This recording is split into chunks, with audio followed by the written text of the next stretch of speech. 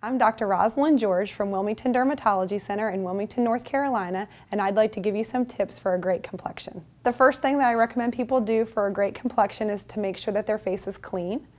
So cleansing the face twice daily with a cleanser that's appropriate for your skin type. So if you tend to be on the dry side, you're going to look for gentle or milky cleansers or hydrating cleansers. If you have oily skin, you want to look for gel or foaming cleansers, which tend to remove oil more effectively.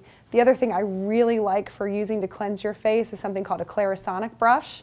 It's the same idea as a Sonicare toothbrush. It has a rotating head and it helps clean your skin much more effectively than just using a washcloth or your hands. The second thing that you have to do for great skin is using a moisturizer on a daily basis. If you do have dry skin, you're going to want to use a heavier cream. People with oily skin want to look for more lotions or gels. The third step, and every dermatologist will recommend it, is to make sure you put sunscreen on a daily basis.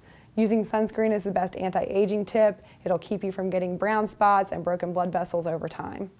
The next thing I tell people is to invest in a good skincare program, looking for things like vitamin C, glycolic acid, growth factors, or maybe even visiting a dermatologist and getting a prescription for retin-A or a retinoid, which just helps keeping your skin cells turning over. And then the last thing I always tell people is take good care of yourself, get a good night's sleep, avoid excess alcohol and caffeine, and stop smoking. That was some basic information, but before you start any skincare program or have any procedures, please consult with your dermatologist or skincare specialist.